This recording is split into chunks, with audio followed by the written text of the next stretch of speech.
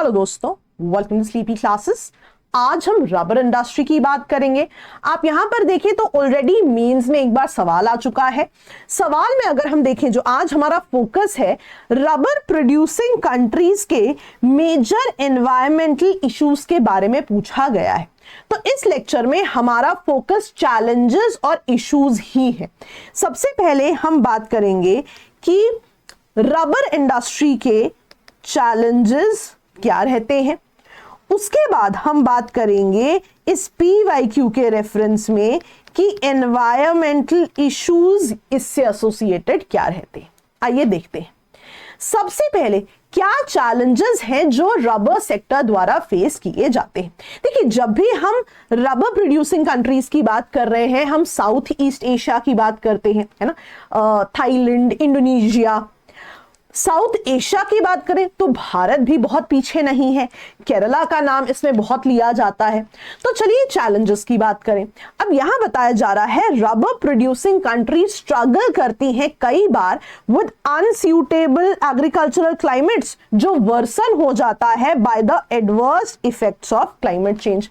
For example, let's say हम इसको ऐसे समझते हैं कि हीट वेव्स बहुत ज्यादा हो जाएं या फ्रॉस्ट कंडीशंस हो जाएं, है ना, तो रबर पे फर्क पड़ेगा। अब इसको ऐसे समझें कि हर क्रॉप के ग्रो होने की कुछ आइडियल कंडीशंस है, तो उनमें बदलाव आएगा तो वो एज स्ट्रेसर एक्ट करेंगे उस स्पेसिफिक जो है चीज को ग्रो करने की, है ना। सिमिलरली मान लीजिए कभी ला नीना या एल नीनो की वजह से रेनफॉल पैटर्न्स में बदलाव आएंगे, कभी बहुत ज्यादा रेनफॉल और कभी बहुत ही कम रेनफॉल। तो इनका भी इंपैक्ट जो है रबर सेक्टर पे देखा जाता है। इवन कई बार ऐसे देखा जाता है कि कंट्रीज में मान लीजिए कोई ऐसी जगह है जहां पे वाटर स्ट्रेस है, वहां पर भी रबर ग्रो करने की कोशिश की जाती है। हाउएवर रबर को तो बहुत ज्यादा वाटर अवेलेबिलिटी की जरूरत होती है। नेक्स्ट देख लेते हैं, जो ट्रेडिशनल रबर ग्रोइंग रीजन्स है वहां पे क्योंकि ऑलरेडी जो है पहले से बहुत ज्यादा कल्टीवेशन हो रही है, तो यदि न्यू प्लांटेशंस लगानी है तो लैंड अवेलेबिलिटी बहुत ही ज्यादा लिमिटेड है, क्योंकि पहले से ही एक्सटेंसिव प्रायर कल्टीवेशन हो रही है। वहीं जो non traditional rubber growing areas है वहां पर भी कई इश्यूज देखे गए। फॉर एग्जाम्पल, मान लीजिए कि कई जगह पे कम्युनिटीज जो हैं वो लैंड राइट्स इश्यूज पर भी बात करती हैं, तो कई सोशल बैरियर्स भी हमें देखने को मिलते हैं।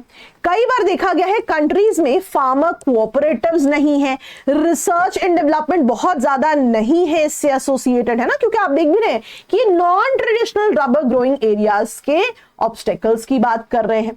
सिमिलरली, अगर ग्लोबल रबर प्राइसेस में फ्लक्चुएशंस आएंगे तो अल्टीमेटली रेवेन्यू और इन्वेस्टमेंट का भी फर्क पड़ेगा सेक्टर में। फॉर एग्जाम्पल, जैसे 2022 की बात करें तो चाइना से डिमांड बहुत ज्यादा कम हो गई रबर की। हाउएवर इंडोनेशिया के पास, थाईलैंड के पास अवेलेबिलिटी तो है, तो प्राइसेस पर इंपैक्ट जो है जरूर होता है, रेवेन्यू पर भी इंपैक्ट देखा जाता है। कई बार कई रबर प्रोड्यूसिंग नेशंस जो है स्ट्रगल करते हैं to compete with other producers, है ना।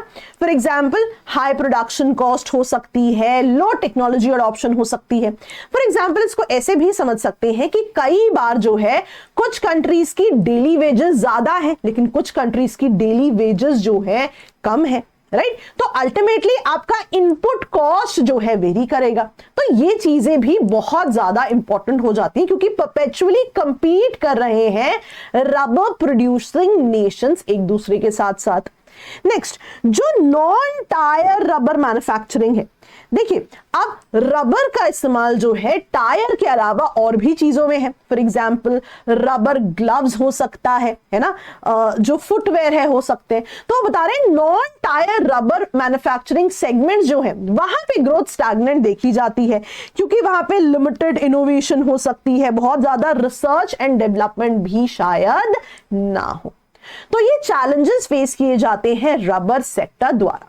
नेक्स्ट हम बात करेंगे प्रीवियस ईयर क्वेश्चन की। अभी तक हमने जनरल चैलेंजेस की बात की, अब सवाल में केवल मेजर एनवायरमेंटल इश्यूज के बारे में पूछा गया है फॉर रबर प्रोड्यूसिंग रीजन्स। आइए वो भी देख लेते हैं।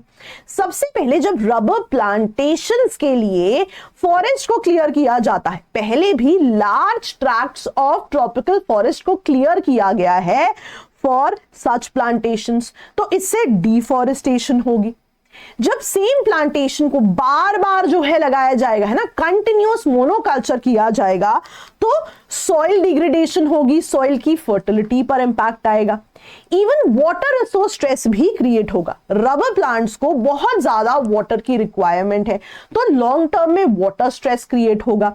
यदि पार्टली ट्रीटेड या अनट्रीटेड वेस्ट वाटर को डिस्चार्ज कर दिया जाए एनवायरमेंट में, तो लॉन्ग टर्म में कंटामिनेशन भी होगा।